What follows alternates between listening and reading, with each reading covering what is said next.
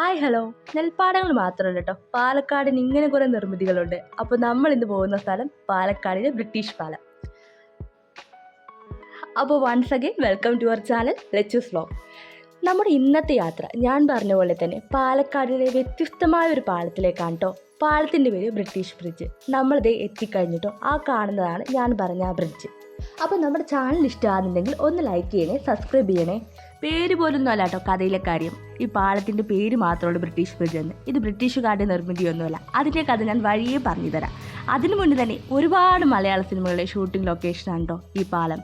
ഒടിയൻ, ഗദ്ദാമയിലെ നാട്ടുവഴിയോരത്തെ എന്ന പാട്ടും, രാമലീല, ജമുനാപാരി, അങ്ങനെ ഒത്തിരി സിനിമകളിൽ ഈ പാലം പശ്ചാത്തലമായിട്ടുണ്ട്. പാലക്കാട് നിന്ന് ഒരു 10-15 മിനിറ്റ് യാത്ര ഉള്ളൂ കേട്ടോ ഈ ബ്രിട്ടീഷ് പാലത്തിലേക്ക്. ഇതിൻ്റെ മറ്റൊരു നെയിം കനാൽ പാലം എന്നാണ്. അതുകൊണ്ട് തന്നെ ഗൂഗിൾ മാപ്പ് ഇട്ട് വരുന്നവരാണെങ്കിൽ കനാൽ പാലം എന്നടിക്കുന്നതായിരിക്കും എന്തുകൊണ്ടും ഉചിതം. പാലത്തിലൂടെയുള്ള മനോഹരമായ യാത്രയ്ക്ക് ശേഷം നമ്മൾ പാലത്തിൻ്റെ മൊത്തത്തിലുള്ള വ്യൂ കാണാൻ വേണ്ടി ഒന്ന് ഇറങ്ങിട്ടോ. അപ്പോൾ ഇതിൻ്റെ താഴേക്ക് പോകാൻ നമുക്ക് സ്റ്റെപ്സ് ഉണ്ട് കേട്ടോ. അത് നമുക്ക് വഴിയെ കാണിച്ചു തരാം. അപ്പോൾ ഈ പാലത്തിൻ്റെ പ്രത്യേകത എന്ന് വെച്ച് കഴിഞ്ഞാൽ നമ്മളിപ്പോൾ വന്ന ഈ ഒരു സൈഡിലെ നമ്മൾ ഈ നിൽക്കുന്ന ഈ സൈഡ് അത് വണ്ടി പോകാനും മറ്റേത് കാൽനട യാത്രക്കുള്ളതാണ് കേട്ടോ. പാലത്തിൻ്റെ താഴെ നമ്മുടെ ഭാരതപ്പുഴ ഒഴുകുന്നുണ്ട്. 6 പതിറ്റാണ്ടിലേറെ ആയിട്ടോ ഈ പാലം. എന്നാലും പാലക്കാടിൻ്റെ അഭിമാനമായി കരുത്തോടെയാണ് ഈ പാലം ഇപ്പോഴും നിൽക്കുന്നത്. അപ്പോൾ ഇങ്ങനെ ചില കുട്ടി വഴികളുണ്ട് കേട്ടോ ആ കാൽനട യാത്രയിലേക്ക് പോകാൻ. അപ്പോൾ ഇതിൻ്റെ കാര്യങ്ങളൊക്കെ എഴുതി വെച്ചിട്ടുണ്ട്, വ്യക്തമല്ല കേട്ടോ. അപ്പോൾ മഴ പെയ്ത ആ ഒരു സമയമായിരുന്നു. അത് ഈ പാലത്തിന് പ്രത്യേക ഭംഗി കൂടി നൽകുന്നുണ്ടായിരുന്നു കേട്ടോ. കാരണം നല്ല വെയിലുള്ള അന്തരീക്ഷമായിരുന്നില്ല നമ്മൾ വന്നപ്പോൾ. ഇതിൻ്റെ നടുക്ക് ഒരു കനാലും കൂടി ഒഴുകുന്നുണ്ട് കേട്ടോ. അതായത് അക്വഡക്റ്റ് മാതൃകയിലാണ് ഈ ബ്രിഡ്ജ് നിർമ്മിച്ചിരിക്കുന്നത്. ഒരു സ്ഥലത്ത് നിന്ന് മറ്റൊരു സ്ഥലത്തേക്ക് ജലം എത്തിക്കുക എന്നതാണ് ഇതിൻ്റെ പ്രാഥമിക ധർമ്മമെങ്കിലും ജനങ്ങൾക്ക് ഉപകാരമാവുന്ന വിധമാണ് കേട്ടോ ഈ പാലത്തിൻ്റെ നിർമ്മിതി.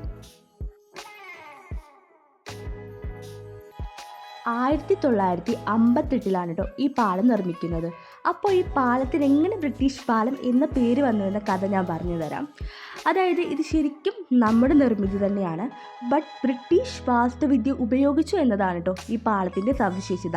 പിന്നെ ഈ പാലത്തിൻ്റെ ഭംഗി കൊണ്ട് നാട്ടുകാർ ഈ പാലത്തെ ബ്രിട്ടീഷ് ബ്രിഡ്ജ് എന്ന് വിളിച്ചു വന്നതാണ് കേട്ടോ ഈ പേരിന് പിന്നിലെ കഥ.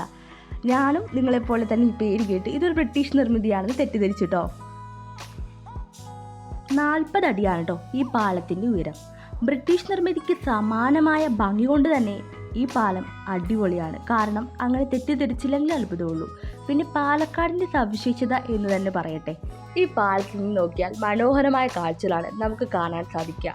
ഭാരതപ്പുഴയുടെ ഒഴുക്കും ദൂരെ പച്ചപ്പും എല്ലാം നമുക്ക് ഈ പാലത്തിൽ നിന്ന് ആസ്വദിക്കാവുന്നതാണ്. ഈ വോക്ക് വേ തന്നെ ഇങ്ങനെ ഒരു നിർമ്മിതിയും കൂടി ഉണ്ട് കേട്ടോ. അതായത് ഒരു യു ഷേപ്പിൽ നമുക്ക് പാലത്തിൽ നിന്നുള്ള വ്യൂ ആസ്വദിക്കാൻ വേണ്ട വിധം രൂപകൽപ്പന ചെയ്ത ഒരു നിർമ്മിതി.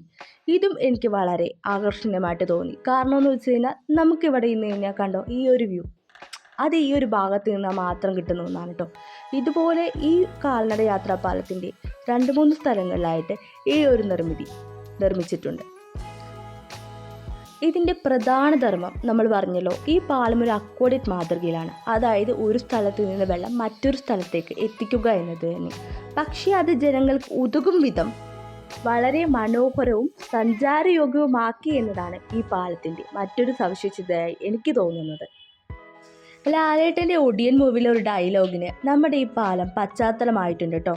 അതിൽ നൈറ്റ് വ്യൂ ആണ് നമ്മുടെ ഈ ബ്രിഡ്ജിൻ്റെ ആ മൂവിയിൽ ചിത്രീകരിച്ചിരിക്കുന്നത്. ലാലേട്ടൻ ഒടിയന്മാർക്ക് രാത്രിയിൽ പ്രത്യേകിച്ച് യാത്രയില്ല എന്ന് പറഞ്ഞ് ഇറങ്ങുന്ന ഒരു ബ്രിഡ്ജ് കാണിക്കുന്നത് ഈ പാലമാണ് കേട്ടോ. അതുപോലെ ഗദ്ദാമ മൂവിയിലെ മനോഹരമായ ഗാനത്തിനും ഈ പാലം സാക്ഷ്യം വഹിച്ചിട്ടുണ്ട്. ഈ കാണുന്ന പടവുകൾ നമ്മുടെ ആ പാലത്തിൽ നിന്ന് താഴേക്കുള്ള വഴിയാണ് കേട്ടോ.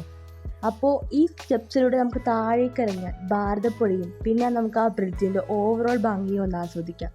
മഴക്കാലം ആയതുകൊണ്ട് തന്നെ അത്യാവശ്യം നല്ല വഴക്കലും കാര്യങ്ങളൊക്കെ ഉണ്ടായിരുന്നു കേട്ടോ ഈ ഒരു ഏരിയയിൽ. അപ്പോൾ ഇവിടെ നിന്ന് നോക്കിയാലുള്ള ആ ബ്രിഡ്ജ് വ്യൂ ആണ് കേട്ടോ ഇത്.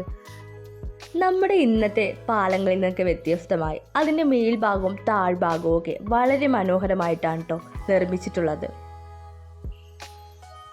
ഒരു കോട്ടയുടെ ഒരു പ്രതീതിയാണ് ഈ പാലത്തിൻ്റെ താഴ്ഭാഗം നോക്കുമ്പോൾ നമുക്ക് മനസ്സിലാക്കാൻ കഴിയുന്നത്. അപ്പോൾ താഴെ ഭാരതപ്പുഴ ഒഴുകുന്നുണ്ട്. അതിനിടയിലൂടെ വെള്ളം വഹിച്ചുള്ള അക്വഡക്റ്റ് കനാലും പ്രത്യേക ഭംഗി തരുന്ന കാഴ്ചയാണ് കേട്ടോ. നമുക്ക് പാലത്തിൻ്റെ അപ്പുറം ഒരു സൈഡ് ഉണ്ട്, അതുവഴി ഇറങ്ങിയിട്ടാണെങ്കിലും ഈ പുഴയുടെ കരയിൽ പ്രവേശിക്കാവുന്നതാണ്. കുറച്ചു നേരം അവിടെ ചിലവിട്ടതിന് ശേഷം നമ്മൾ പടവിലൂടെ മുകളിലേക്ക് കയറുകയാണ് കേട്ടോ. ഈ സമയം മഴ പെയ്തു തുടങ്ങിയിരുന്നു, അതുകൊണ്ട് വേണ്ടി നമുക്കിവിടെ നിൽക്കാനായിട്ട് മാർഗ്ഗമൊന്നും ഉണ്ടായിരുന്നില്ല. അപ്പോൾ നമ്മൾ മേളിലേക്ക് പോവാണ് കേട്ടോ. അപ്പോൾ സൂക്ഷിച്ച് വേണം കേട്ടോ ഈ കൈപിടി പിടിച്ച് താഴത്തേക്ക് ഇറങ്ങി വരാൻ. അപ്പോൾ ഇവിടെ നോക്കി ആ ഒരു വഴിയും നമ്മുടെ പാലങ്ങളൊക്കെ കാണാൻ പറ്റും.